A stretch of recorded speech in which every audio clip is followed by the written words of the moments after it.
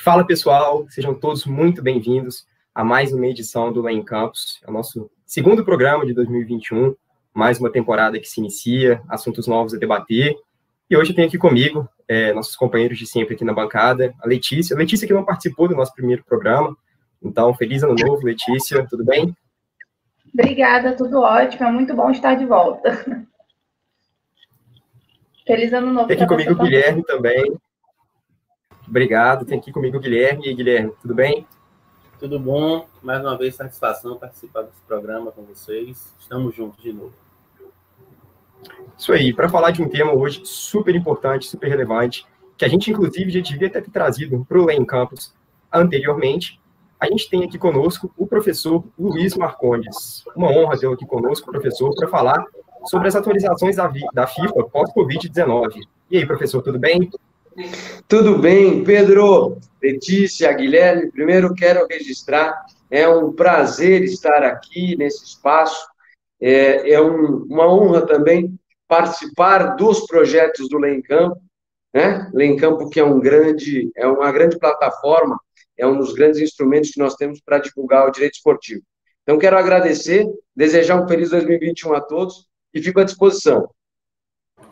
Isso aí, professor, muito obrigado. É uma honra tê-lo aqui conosco mais uma vez. E antes da gente começar a aprofundar nesse tema que é tão rico, que ensejam várias mudanças aí no nosso mercado, professor, conte-nos um pouco mais sobre sua trajetória acadêmica, profissional, o que o senhor já fez, o que o senhor está fazendo atualmente. Bom, Pedro, eu sempre fui um apaixonado pelo esporte, sobretudo pelo futebol. E não poderia me furtar de dizer que a minha carreira, o meu desenvolvimento acadêmico se deu pela paixão pelo futebol, né?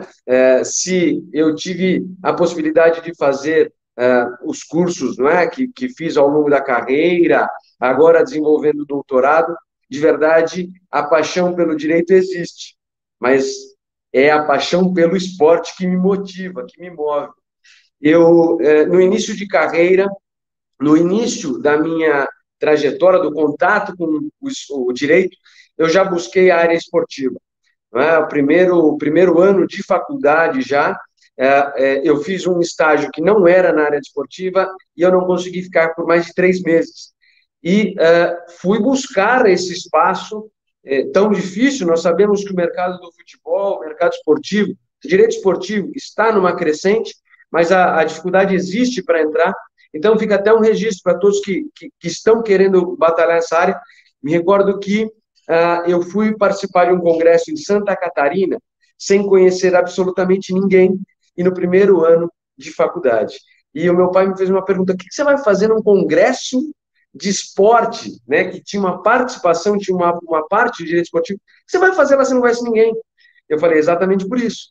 Eu tenho certeza do que quero, e por isso quero fazer essa viagem, quero ter esse contato. E foi a melhor coisa que aconteceu na minha vida, foi nesse contato com o direito esportivo em Santa Catarina que eu conheci o doutor Domingos Sávio Zainag, né? A minha maior referência, um dos grandes nomes do nosso direito esportivo brasileiro, e tive contato com grandes nomes do direito esportivo, com Marcílio Krieger, e com grandes outros nomes que ainda hoje estão aí, o Beca, né? Um abraço a todos que são do direito esportivo e estiveram comigo nesse início, porque me abraçaram, falaram: ô Guri, o que você está fazendo aqui? Né? E entenderam também uma situação interessante ali, e foi assim que eu me apaixonei de verdade. Então, voltando desse congresso, eu tinha certeza que era o direito esportivo. E busquei estágios na minha época de graduação, e depois fui abraçado no finalzinho da minha formação, né, no direito, pelo doutor Domingos Sávio Zainag. Lá entrei como estagiário no escritório, passei a trabalhar com o doutor Domingos em todas as atividades dele, acadêmicas ou não, frente ao direito esportivo. Me tornei advogado do escritório, associado do escritório, sócio do escritório, e depois de um determinado tempo, depois de eu terminar o meu mestrado na Universidade de Lerda, da Espanha, aí que eu fui alçar a carreira a solo. E tenho vários projetos no esporte, no direito esportivo. Hoje continuo na área acadêmica, né? Não só com a atividade no Instituto Ibero-Americano de Direito Esportivo, não só na Academia Nacional de Direito Esportivo, não só na Sociedade Brasileira de Direito Esportivo, enfim, nas instituições que nós temos que promovem o direito esportivo, mas em todos os outros pontos e aspectos da minha vida profissional. Então, de verdade, em suma, o que me motiva e a minha carreira é marcada pela paixão pelo esporte. E aí, naturalmente, a forma que eu encontrei de trabalhar com o esporte foi o direito. Por isso que eu juntei essas duas paixões. Professor, é muito interessante quando o senhor conta para a gente seu início de trajetória, essa ida sua ao Congresso em Santa Catarina. É em Santa Catarina? Santa Catarina. Eles tinham um congresso maravilhoso, em alguns anos não foram realizados, né? Mas é um congresso muito grande de esporte e que tinha um fórum de direito esportivo. Pois então, muito interessante, porque é justamente esse também o nosso intuito aqui no Em Campus, é fazer com que vários estudantes e acadêmicos de direito se sintam confortáveis em vir debater com a gente, falar com a gente, até mesmo para se mostrar para o mercado. Então, se você que é acadêmico de direito, faz parte de algum grupo de estudos em direito esportivo, mande um e-mail para a gente no leemcampus@gmail.com, você estará super convidado para participar aqui com a gente do programa.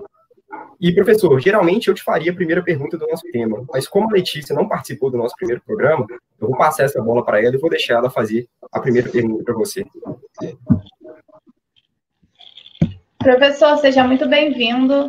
É muito legal poder contar com você aqui. Eu sou uma grande fã do seu trabalho desde um congresso na FERJ que eu assisti. E vamos lá. Eu vou te fazer duas perguntas em uma. A primeira é: quais diretrizes que você acha mais relevantes que a FIFA adotou durante esse período de pandemia, que ela adotou e vem adotado, quais você acha que podem se manter, quais você acha que não vai se manter? E como a DRC da FIFA vem atuando perante as cobranças de dívida? Como ela vem fazendo nesse período? Letícia, primeiro te agradecer imensamente, é um prazer, né, participar, recebi teu contato e sempre vou estar à disposição para nós debatermos, para nós falarmos de esporte e direito esportivo. Eu super tenho interesse em assunto FIFA, então tenho sempre também atenção a todos os movimentos da FIFA. Penso que seria interessante nós buscarmos não só este ponto de pandemia, nós entendermos uma visão um pouco mais ampla do movimento feito pela FIFA nos últimos anos. A FIFA, até poucos anos, tinha na sua direção, no seu núcleo central, europeus, suíços, que tinham uma visão sobre alguns aspectos, em especial sobre o direito, um pouco mais fechadas. Em especial porque nós temos que pensar que a FIFA é uma associação civil suíça, né? Então a FIFA não é uma entidade de direito internacional desportivo. A FIFA, juridicamente, é uma associação civil suíça, assim como as nossas associações, né? E ela, sim, estrutura um sistema associativo com mais países que a ONU.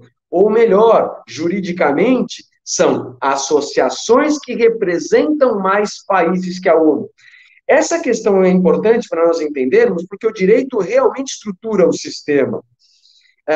E, nos últimos anos, com uma mudança de direção, de presidência, inclusive, né, com a chegada do Infantino, houve uma oxigenação em diversos departamentos. No departamento jurídico não foi diferente. Então, uma equipe foi trazida, né, trazida para a FIFA para fazer uma reestruturação. Essa reestruturação ficou a cargo do Emílio, um espanhol, e o que isso já mostra uma diferença? O espanhol, né, é um latino. O Emílio tem uma visão um pouco mais próxima da realidade sul-americana, da realidade americana, enfim, da realidade ibero-americana, e até entendendo que a FIFA precisa ter diretrizes que realmente sejam para o mundo todo. Então, se iniciou um trabalho muito bacana no ponto jurídico. A equipe que a FIFA tem hoje, então, Carlos Snyder, no comitê disciplinar, a Érica, né, a nossa querida Érica Brazuca, que está à frente do Player Status, né, um posto importantíssimo. Isso mostra a oxigenação da visão FIFA. E, naturalmente, o direito ganhou muito com isso. A FIFA abriu né, as suas portas. Com isso, passou a reformular também os seus diplomas.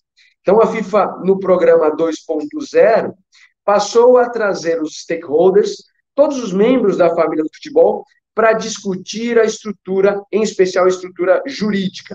E os diplomas FIFA, que são comumente trabalhados no dia a dia, né, são importantes nas atividades do futebol dos clubes, das associações, também foram modificados. Em especial, o regulamento de status e transferência de jogadores.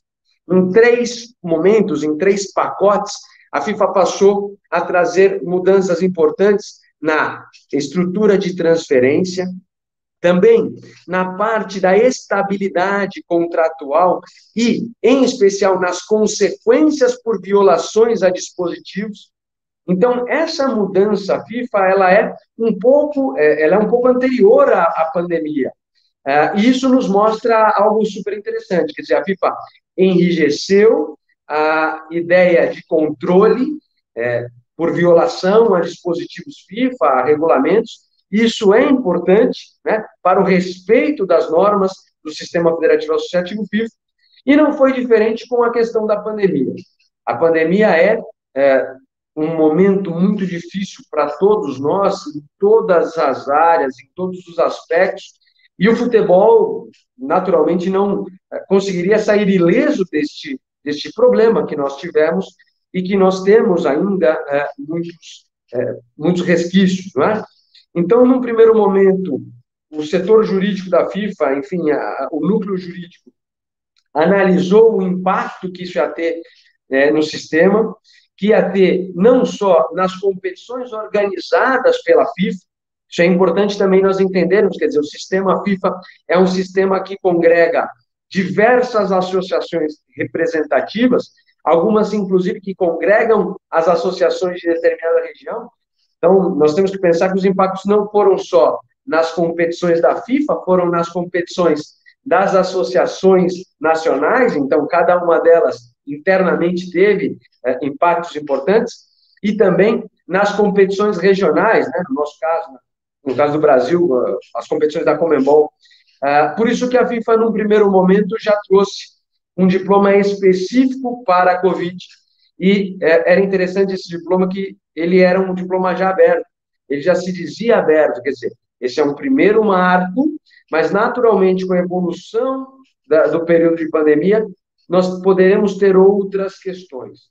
Então, no primeiro momento, a FIFA orientava todos os clubes e os jogadores a buscar um diálogo para tentar estender os seus contratos, visando a estabilidade das competições.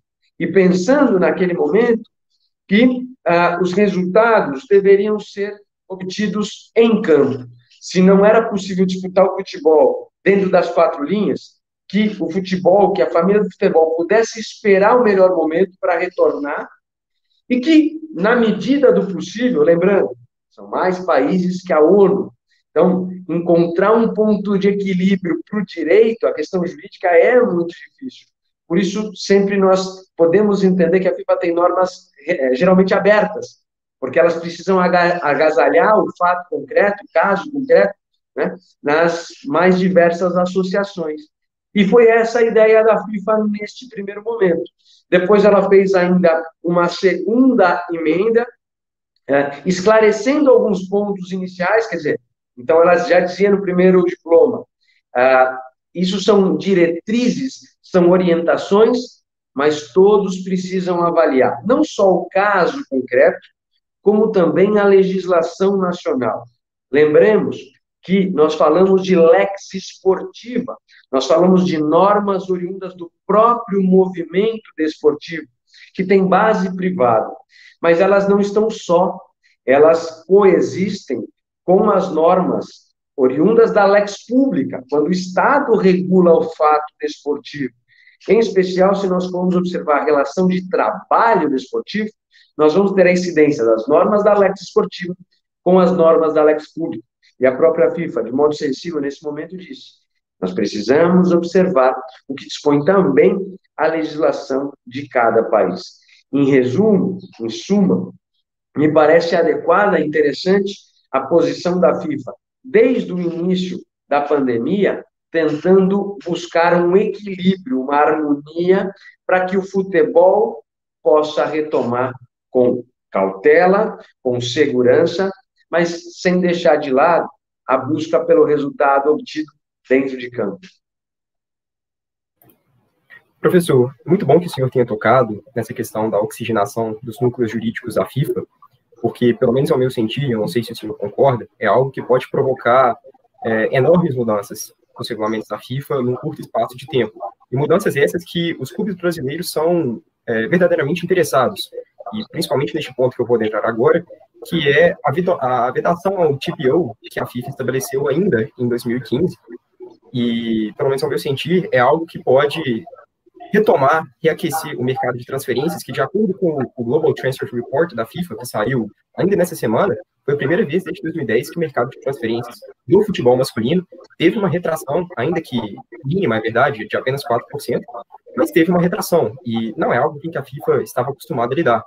Então, eu gostaria de saber se, na sua opinião, essa possível retomada e regulamentação do TPO, porque ele realmente precisa de uma regulamentação para que ele não fira a instabilidade contratual e a FIFA é tão carente, mas eu gostaria de saber do senhor se você enxerga uma possibilidade de mudança no horizonte próximo e se já há algum movimento nesse sentido.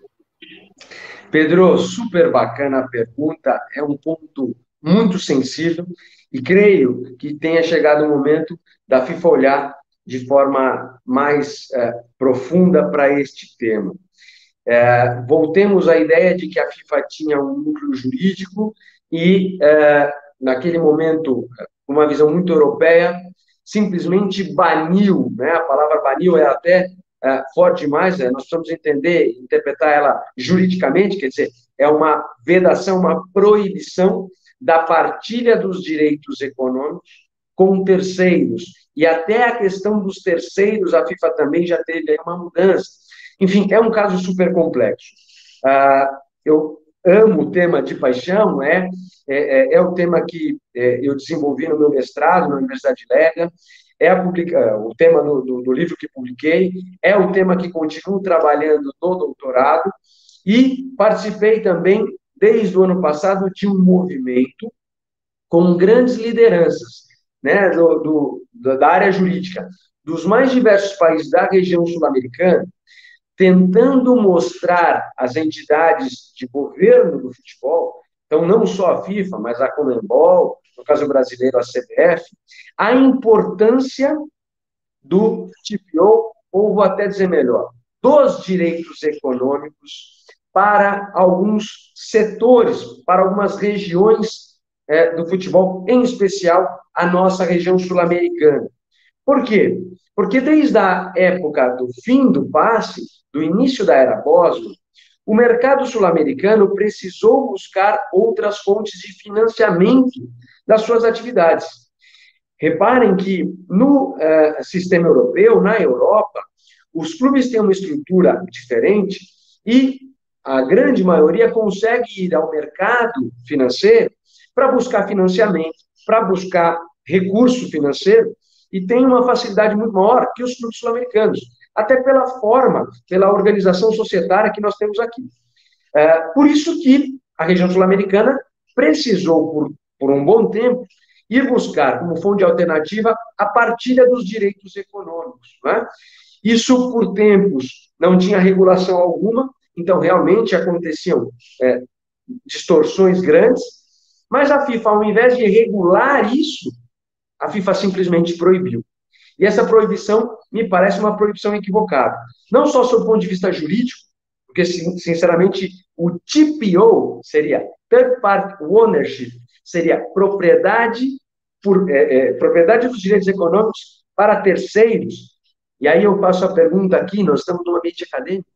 Propriedade está ligada à questão do direito real. Não existe direito real na relação de futebol desde que acabou o passe.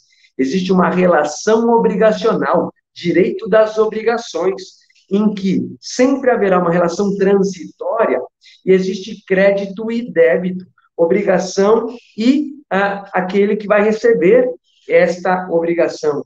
Então, me parece que há um equívoco já na matriz teórica do artigo 18 interno. E o que eu posso também dizer é que neste movimento que foi iniciado no final do ano, a ideia era minutar uma proposta para que, havendo alguma possibilidade, ainda que fosse só nesse período de pandemia, que os clubes pudessem ter acesso a investimento por parte de terceiros e que a relação fosse de investimento, quer dizer, buscar um financiamento, buscar a partilha dos direitos econômicos, mas como contrapartida tendo um pagamento, colocando dinheiro no futebol. De forma tranquila, isso aconteceu no primeiro momento, isso foi levado à Conmebol, a Conmebol tem ciência desse movimento, dessa informação, passou às associações nacionais e nós tivemos a virada do ano. A ideia é que nós possamos continuar mostrando que o futebol precisa de recursos de toda a ordem. A questão é que nós precisamos ter uma regulação adequada para que relações que não são boas sejam compelidas, sejam afastadas do futebol. Me parece que o caminho não é banir, não é proibir, mas regular. Professor, eu compartilho integralmente desse seu posicionamento, sobretudo sobre a perspectiva teórica e, inclusive, sobre uma perspectiva mais prática. Me parece totalmente irreal que os clubes não possam dispor de um ativo, e ainda que tratar jogadores como ativos possa parecer uma desumanização do atleta, mas eles movimentam uma quantidade relevantíssima de dinheiro todos os anos, então, de certa forma, são sim ativos, e eu não vejo por que os clubes não poderem justamente dispor desses ativos no mercado, como outro ativo qualquer. Não, perfeito, Pedro. Eu tenho um número de cabeça por trabalhar com essas questões. A FIFA soltou em 2020 o resultado das transferências internacionais em 2019, e nós falamos de um número muito expressivo, 7,35 bilhões de dólares. Esse número naturalmente cai em 2020 por conta da pandemia.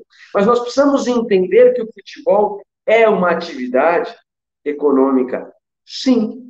E vou te dizer, por mais um motivo, como nós temos que olhar este futebol dessa forma.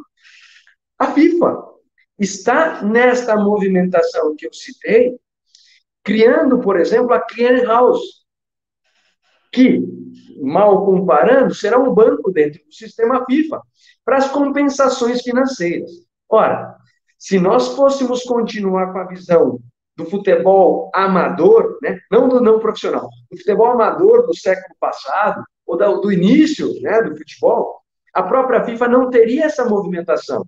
Então, me parece, em alguns pontos, contraditório a FIFA seguir afastando o investimento do futebol, em especial dos clubes, né, sendo que a movimentação da FIFA é em prol de uma maior estruturação financeira.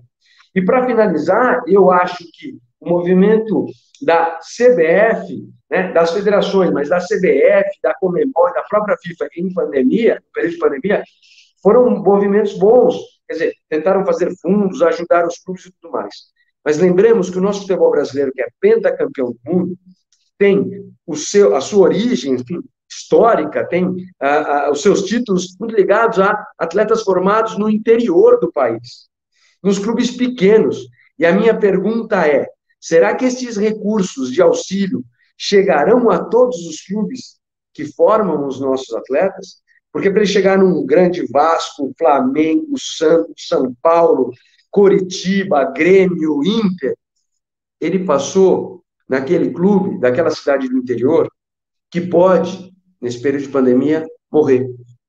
Me chamou muito a atenção um argumento trazido pela FIFPRO, por uma das lideranças da FIFPRO, que foi que, neste momento, nós aproveitemos para entender quem é que pode ou não seguir no futebol, porque o futebol mudou. Mas me parece uma visão míope, porque o futebol sul-americano, que é, sem dúvida nenhuma, o maior futebol do mundo em qualidade até hoje, tanto é que nós temos os melhores jogadores do mundo, ainda que atuando na Europa, até hoje, estes vão ter problemas. Por quê? Porque os jogadores nascem nestas regiões, em clubes, que podem desaparecer no período de pandemia. Perfeito, professor Guilherme, passo a bola para você, fica à vontade para perguntar. Valeu, Pedro. Professor, nesse período de pandemia, né, foram criados protocolos, né, sobre a realização dos campeonatos e partidas. E, assim, recentemente a gente teve o adiamento do Manchester City, um jogo em relação a atletas com Covid, teve a situação do atleta Valdívia agora aqui do Avaí, e eu queria que o senhor falasse um pouco sobre esses protocolos que a FIFA vem utilizando. E se você fazer duas perguntas em uma igual a Letícia também, as consequências jurídicas que isso pode trazer. Bom, Guilherme, esse é um tema também bem delicado, e é interessante o posicionamento da FIFA e, naturalmente, da sequência dos órgãos do Sistema Federativo Associativo. A própria FIFA trouxe diretrizes para protocolos, até porque ela mesma deixa clara no diploma que as autoridades sanitárias precisam estar atentas à sua região. Então, seria leviano por parte da FIFA, seria uma posição leviana da FIFA indicar como deveria ser o protocolo em cada país. Porque pensemos, de novo, ela organiza um sistema com mais países, né, representados que a própria ONU. Se nós pensarmos só no Brasil, o Brasil é um continente, não é um país, né? Nós temos dentro do nosso país diversas regiões e estamos vendo, infelizmente, por conta do corona, as diferenças que nós temos dentro do nosso próprio país. Então, me parece adequado a ideia de protocolos específicos para cada liga, para cada campeonato, para cada região até. E aí nós vemos também a dificuldade das autoridades de saúde na condução dos casos, porque nós temos um momento muito complicado, um problema bastante complexo. Quer dizer, existe algum protocolo 100% seguro? Por mais que eu não seja da área da saúde, pelo que eu pude ver, não existe. Eu quero aqui trazer um ponto interessante, ponderado pelo grande presidente da Federação Carioca, né, o Rubinho, que é um querido amigo, em um evento que nós fizemos no Instituto Ibero-Americano, em que tinha um representante médico vinculado ao Real Madrid, estava o Rubinho, e nós tínhamos mais um médico da região sul-americana. E o Rubinho, apesar de infectologista, apesar de conhecer bastante a ciência médica, mas conhecendo também o futebol, dizia, eu tenho a certeza que ninguém sabe efetivamente o que está fazendo, por um simples motivo. A ciência médica precisa de um tempo para entender o problema, o vírus, o que é aquela mazela, aquele problema, para depois combater e para depois conseguir, enfim, efetivamente trazer formas de combate. E nós não tivemos tempo. E eu não posso me furtar como médico, mas tampouco como dirigente, de dizer que, ainda que nós voltemos em 6 meses, enfim, quando voltarmos, nós vamos ter riscos. Nós vamos ter riscos. Então, isso me trouxe um alerta. E é verdade, quer dizer, pensar que o futebol voltou com total segurança é muito difícil. O que isso impacta na nossa questão jurídica, jurídico-desportiva? Nós temos diversas normas disciplinares que elas podem ser interpretadas frente à Covid de modo distinto. Porque vamos pensar, aconteceram diversos casos dentro do Campeonato Brasileiro, por exemplo, né? Tivemos, talvez o jogo mais emblemático tenha sido o jogo do Goiás com o São Paulo, logo no começo, mas nós tivemos agora o jogo do Avaí, quer dizer, um atleta participa do primeiro tempo e no intervalo nós temos a informação que ele está com Covid. Quer dizer, como que o direito deve ser interpretado? O meu ponto é, todas as normas disciplinares que nós temos, elas precisam ser analisadas em conjunto com todas as normas dos protocolos. A questão do protocolo, vejamos, o protocolo basicamente é uma norma oriunda do próprio sistema federativo, quer dizer, é quase que um regulamento, porque a base jurídica dela, né, o que sustenta essa norma enfim, é a entidade que está controlando, organizando a competição, mas ela não é 100% segura. Ela não pode dar 100% de certeza para a prática desportiva. Penso que, nesse momento, nós devamos ter calma, cautela e tranquilidade como operadores do direito para interpretar o direito. Se o direito fosse uma ciência exata, não é? Bastava nós olharmos um dispositivo legal, um dispositivo normativo e aplicarmos.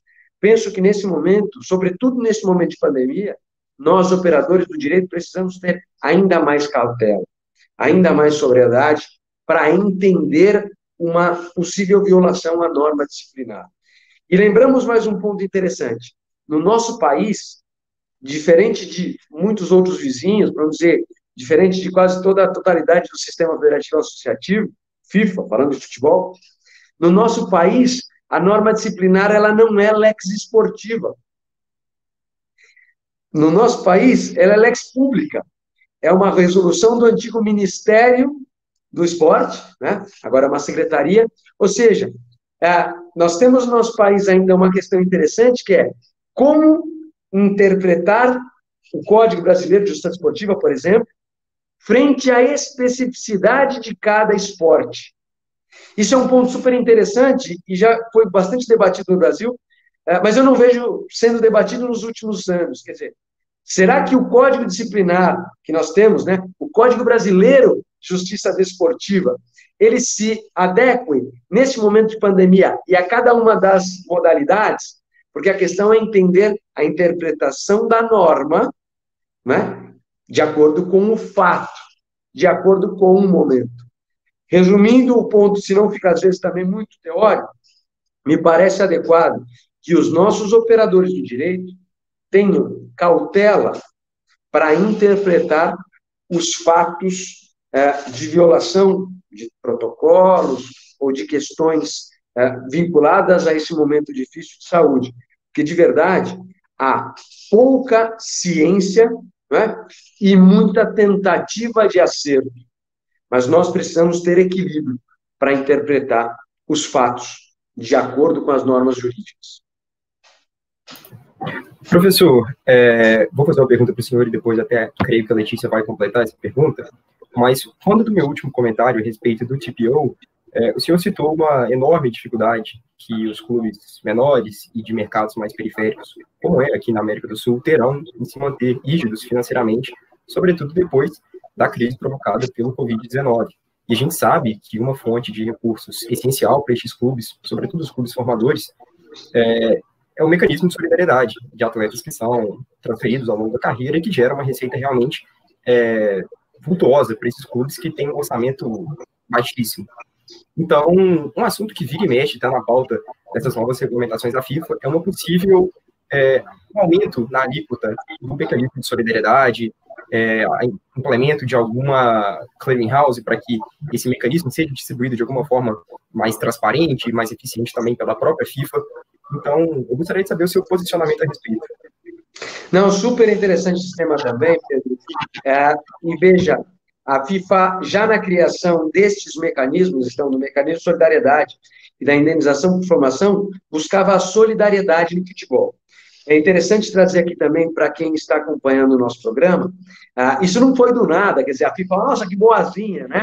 A FIFA teve grandes mudanças a partir de 2001 por conta do caso Bosman, né, que ecoou em todo o mundo, mas muito por conta do livro branco europeu de esporte, né, do desporto.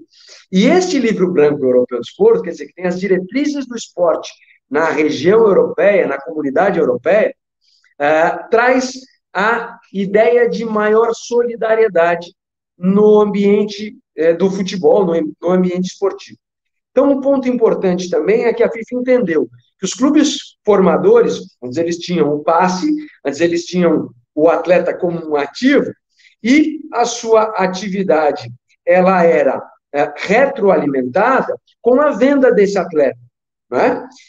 Com o fim do sistema que existia do passe, que também tinha chegado o seu momento, enfim, a FIFA entendeu que precisava dar um incentivo aos clubes formadores. Porque, vejamos, o Real Madrid não precisa formar, Por que o Real Madrid não precisa formar? Porque o Real Madrid é uma das maiores potências do futebol mundial em questão econômico-financeira. Então, ao invés dele formar 100 jogadores e talvez ter Cristiano Ronaldo, Casemiro, enfim, seja o Benzema, ele olha para o mundo inteiro e vai contratar. Confere? Então, o que a FIFA fez? Ela precisava encontrar uma forma de manter a chama acesa na formação, em especial dos clubes, e dos clubes menores do mundo todo, que formam os seus atletas. Mecanismo de solidariedade e indenização de formação, a filosofia é super bacana, mas posso dizer que eles precisam também ser melhorados. A FIFA, num dos últimos movimentos, estendeu o mecanismo de solidariedade. Então, antes só era devido ao mecanismo de solidariedade nas transferências internacionais, em que, efetivamente, um atleta mudava de uma associação nacional para outra associação nacional. Ou seja, um jogador brasileiro mudando do Real Madrid para o Barcelona não ensejava o mecanismo de solidariedade. A FIFA não considerava essa uma transferência internacional.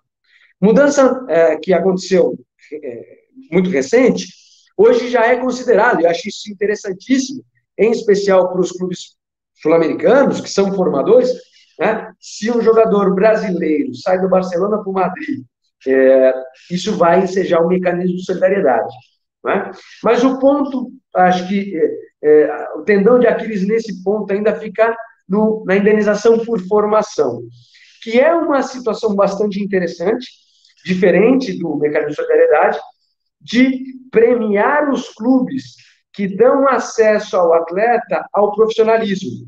Né? O que é a indenização por formação? É premiar o clube que faz o primeiro contrato com o atleta, né? Ou premiar todos aqueles que tiveram a passagem do atleta na formação, quando ele chega ao profissionalismo, ou se mantém profissional até os 23 anos, porque a FIFA sabe que essa é uma faixa etária muito difícil para o atleta se consolidar no profissionalismo. Tem muitos atletas no mundo que acessam o profissionalismo, mas não conseguem se manter, né? Pelas dificuldades do futebol profissional, dificuldades financeiras, sobretudo. Nesse aspecto, o que eu posso trazer para vocês na prática, tendo trabalhado muitos casos de mecanismo de solidariedade? Em alguns pontos, a indenização por formação. A indenização por formação acabava sendo um problema. Registro. Acabava sendo um problema para a transferência de um atleta. Por quê? Porque vamos pensar num atleta que esteja num grande clube, né, nos nossos grandes clubes do Brasil, e lá termine a sua vinculação. Ou seja, ou não faça um contrato de formação, ou não faça um contrato de trabalho, né, contrato especial de trabalho esportivo, ou não se mantenha dentro do quadro não profissional deste clube. Acontece que para ele ir para um outro clube, em especial, para um clube do exterior, ele precisaria, né, avisar o clube do exterior quais eram os clubes formadores, porque mesmo não havendo transação nessa transição, nessa transferência, a indenização por formação ela não era liberada. E eu atuei em alguns casos, inclusive para agentes, para atletas, para clubes, em que os clubes sequer sabiam dessa questão, porque olhavam, eles não tinham mais a vinculação laboral desportiva ou de formação desportiva com o clube. Iriam jogar num clube de Portugal, por exemplo, da distrital, da terceira divisão de Portugal. Chegavam lá, o clube português poderia ser obrigado, sim, a ter que fazer o pagamento relativo à indenização de formação. Mas que pagamento é esse? O atleta não tinha um contrato. Não, mas se você vai profissionalizá-lo, ou seja, vai dar a ele um contrato de trabalho, você precisa indenizar o anterior. A fórmula não era adequada, ou até hoje não me parece mais adequada. Penso que nesse ponto a FIFA poderia melhorar isso, para que a indenização por formação não seja um empecilho, seja um incentivo para que os clubes pequenos continuem dando possibilidades ao atleta se consolidar no profissionalismo, ou se manter no futebol. Professor, muitíssimo obrigado. Isso aqui não foi apenas uma conversa, foi uma verdadeira aula, muito enriquecedora. O senhor já pode se considerar de casa, já está devidamente convidado para voltar aqui ao Em Campos. Então, muitíssimo obrigado pela participação mais uma vez. Pedro, Letícia, Guilherme, eu quero agradecer imensamente o convite. Para mim é um prazer, né, estar no Lei em Campos, né? Contem sempre comigo. Eu sou aquele jogador que, se convocado, mesmo a 5 minutos do jogo, vou jogar e vou pedir para a bola. Vou jogar, vou pedir para que o time jogue em função daquela região que eu vou trabalhar. Então, contem sempre comigo. Para mim vou estar sempre à disposição. Para mim é um prazer. Então é isso, pessoal. Chegamos ao fim de mais uma edição. Letícia, Guilherme, muito obrigado mais uma vez pela parceria de sempre. E se você, mais uma vez, de grupos de estudos ao redor do Brasil, desejar participar com a gente, manda um e-mail, não deixe de mandar um e-mail para a gente. E é isso aí, pessoal. Um abraço e até semana que vem.